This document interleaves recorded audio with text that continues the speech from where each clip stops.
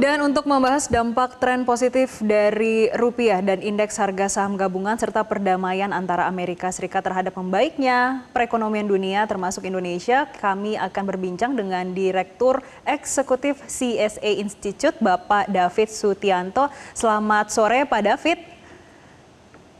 Selamat sore.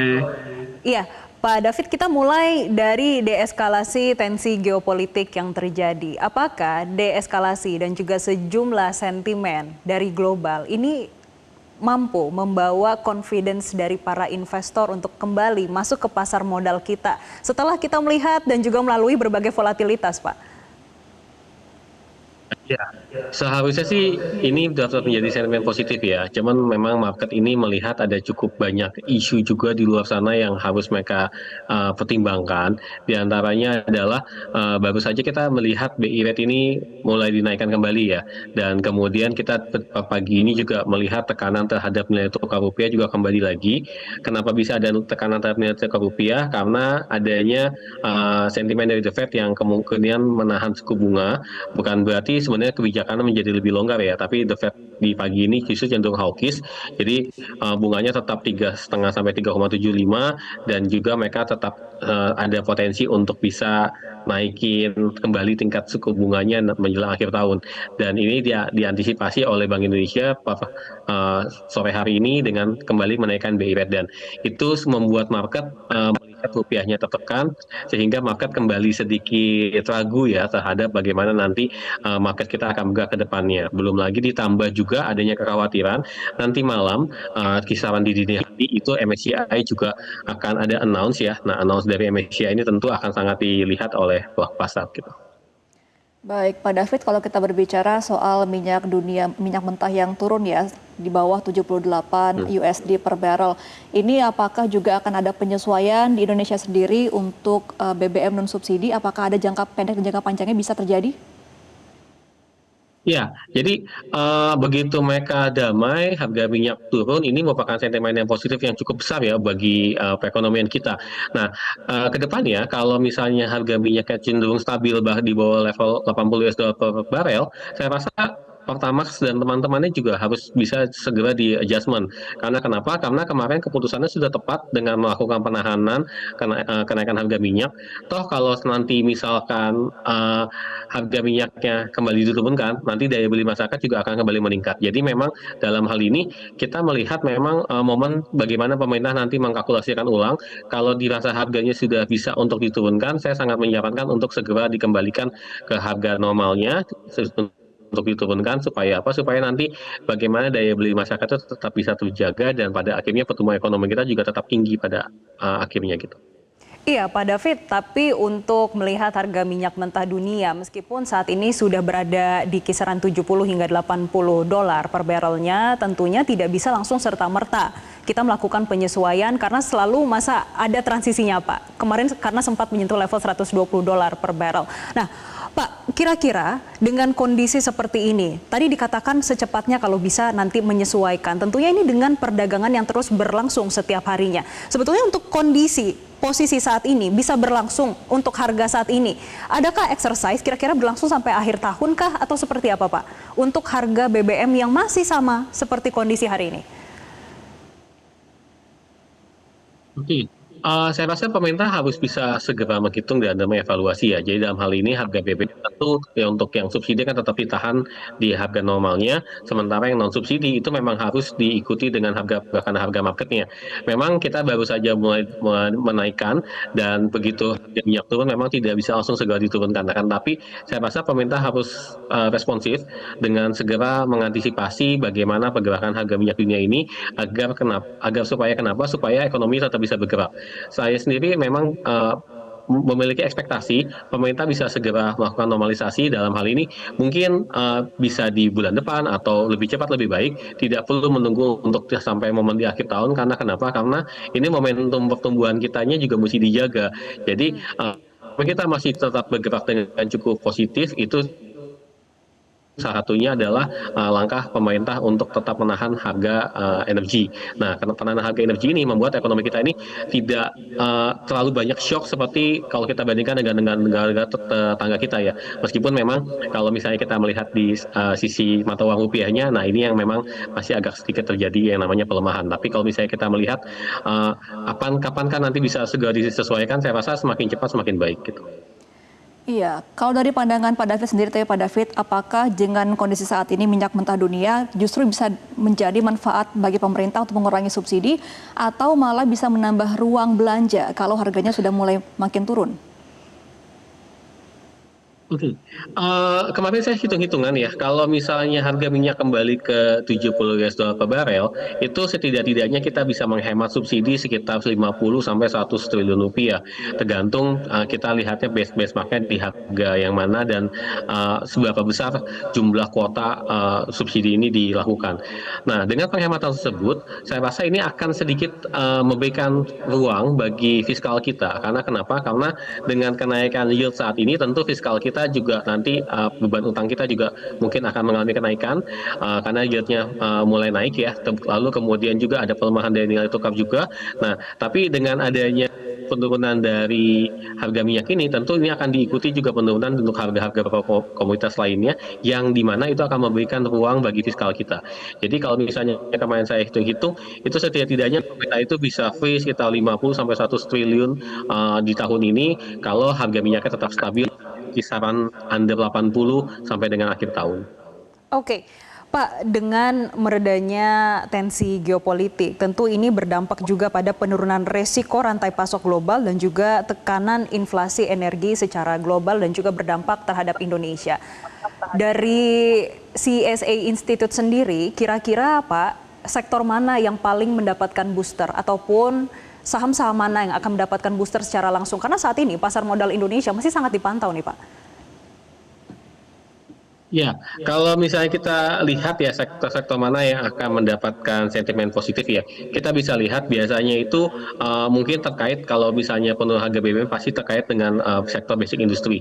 Kemudian juga kalau misalnya kita melihat dari sektor industri juga harusnya bisa mendapatkan sentimen yang positif karena mereka punya cost of production akan turun karena harga energinya turun. Jadi ini dua sektor yang mungkin bisa dilihat, diantaranya ada basic industry, kemudian juga ada sektor industrial. Lalu kemudian biasanya saham-saham itu terkait dengan konsumsi juga bisa mendapatkan angin segar apabila harga BBM-nya nanti bisa mengalami penurunan. Jadi saya melihat faktor-faktor tersebut akan mendorong saham-saham yang sifatnya domestic oriented ini untuk bisa rebound karena kemarin domestic oriented kita cukup banyak tertekan juga pada saat harga minyaknya mengalami penyesuaian gitu. Oke, Pak David, kita juga akan berbicara mengenai indeks harga saham gabungan ya yang sempat menguat sejak akhir pekan lalu, tapi pada hari ini sempat dibuka melemah. Nah, pelaku pasar kan ini kan masih menunggu pengumuman suku bunga acuan dari Bank Indonesia dan juga masih mencermati ya hasil keputusan dari MSCI. Apa skenario terburuk yang harus dipersiapkan untuk hari ini, Pak? Kalau hari ini saya lihat sih marketnya sudah cenderung stabil ya. Memang terjadi koreksi kita 1 sampai 1,5%, tapi kayaknya marketnya tetap akan stabil hingga penutupan nanti. Jadi tidak akan cukup banyak shock. Kemudian untuk MSCI besok ya, saya sih cukup optimis ya. MSCI tetap akan mempertahankan kita di emerging market, meskipun apakah tetap di emerging market tidak mengubah bobotnya. Nah, ini yang justru yang kita nantikan. Kita nantikan MSCI, sebenarnya ada beberapa tanggal, MSCI itu bukan hanya besok ya, tanggal 23 Juni juga ada annual market classification review, ya, yang di sana nanti bisa dilihat kita akan di emerging atau frontier. Lalu kemudian kalau yang di hari ini fokus ke akses stabilitas, transparansi, free float, dan implementasi bagi reformasi kita.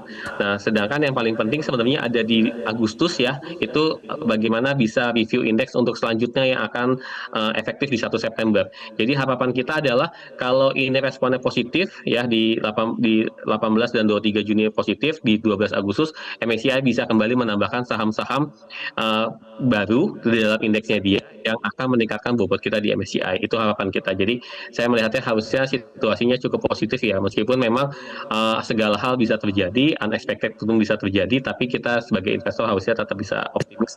MSCI mungkin bisa akan tetap mempertahankan kita di emerging market. Oke, Pak David optimis kalau MSCI masih mempertahankan kita di emerging market. Apakah artinya Pak David menilai kalau reformasi pasar modal yang dilakukan saat ini sudah cukup atau masih banyak yang perlu dilakukan supaya kita tetap bertahan di emerging market? Ya, tentunya yang dilakukan awalnya sudah baik ya kan, tapi ini perjalanan masih cukup panjang ya. Misalkan kemarin untuk free float 15%, itu kan bukan langkah yang mudah ya. Kita membutuhkan tambahan likuiditas ke market kita itu 50 sampai 100 triliun untuk bisa memenuhi free float tersebut. Lalu kemudian kalau misalnya kita melihat terkait dengan transparansi data dan lain sebagainya sudah mulai dilakukan, akan tapi untuk mengembalikan trust itu kan butuh waktu ya. Dan ini menjadi PR yang besar terutama bagi otoritas bursa dan juga otoritas jasa keuangan kita ya untuk bisa kembali membuat pasar modal kita on the track gitu. Nah, tapi saya melihat dari langkah-langkah yang sudah dilakukan, langkah-langkahnya sudah cukup positif, sudah bagus, dan saya yakin harusnya ini bisa berdampak juga positif juga terhadap MSCI maupun FTSE maupun juga investor global lainnya. Iya, Pak David, adanya gejolak ya, ada yang takut kalau kita akan turun ke frontier market. Ini dampaknya untuk iklim investasi di Indonesia seperti apa Pak ke depannya?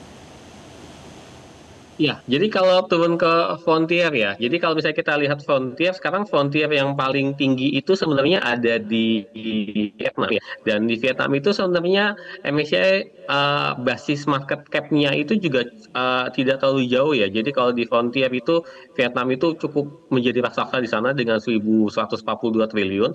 Nah, Indonesia sendiri di emerging market sekarang bobotnya itu hanya di kisaran 1.200 triliun. Jadi sebenarnya selisihnya tidak terlalu signifikan juga antara Vietnam maupun Indonesia yang masih ada di emerging market. Cuman memang skenario yang diharapkan oleh investor adalah kita tetap defense di emerging market, kemudian nanti ada besar juga potensi Vietnamnya yang akan naik ke emerging market. Karena kenapa? Karena kalau kita turun ke frontier, nah maka market cap kita bisa turun cukup signifikan tuh, karena nanti akan ada beberapa klasifikasi ulang dan jumlah sahamnya juga akan semakin sedikit. Cuman biasanya kalau saya lihat ya, ini kan Indonesia sudah mulai berbenah ya, sudah ada reformasi yang dilakukan, dan mereka juga responnya cukup positif terhadap apa yang kita lakukan. Harusnya sih kita tetap bertahan di emerging market, mengingat juga market cap kita yang jauh lebih besar dibandingkan dengan market cap negara-negara yang ada di frontier market gitu. Oke, dengan berbagai skenario itu, bagaimana posisi dari investor saat ini? Apakah masih wait and see, Pak? Ya, jadi kalau investor sekarang memang IHSG akan bergerak cukup volatile ya. Jadi kalau misalkan nanti sentimennya positif, pasti bergeraknya bisa naik dari 1%. Kemudian kalau sentimennya tiba-tiba berubah jadi negatif, pasti akan terkoreksi lebih dari 1%. Jadi kalau sekarang investor menurut saya bukan wait and see ya, tapi menyesuaikan diri dengan situasi yang ada. Jadi kalau misalkan seperti sekarang ya, sekarang ini kan sebenarnya kan dari sisi harga minyak kita bagus, kemudian kita hanya tinggal menunggu MSCI dan juga bagaimana pergerakan rupiahnya. Kalau nanti rupiahnya sudah mulai stabil kembali ya, sudah turun ke di bawah 17.800, itu merupakan kesempatan kita untuk masuk karena nanti IHSG-nya mungkin akan rally. Tapi kalau misalnya MSCI mungkin belum kasih good news ataupun rupiah kita masih berada di kisaran 17.900-an, nah itu saatnya kita mungkin untuk bisa melakukan buy on weakness, karena kami melihat memang saat ini IHSG cukup under value meskipun memang tekanan jualnya juga cukup besar, dan kalau kita melihat investor asing juga masih belum banyak ya untuk kembali ke pasar kita. Nah, ini yang kita nantikan. Kalau nanti dari MSCI bisa reviewnya positif mungkin di bulan Agustus, ini tentu akan cukup banyak capital inflow kembali ke Indonesia. Oke, baik. Terima kasih atas analisanya Pak David Sutianto selaku Direktur Eksekutif CSI Institute. Sudah bergabung sama kami, selamat kembali beraktivitas Pak David. Jelajahi cara baru mendapatkan informasi. Download Metro TV Extend sekarang.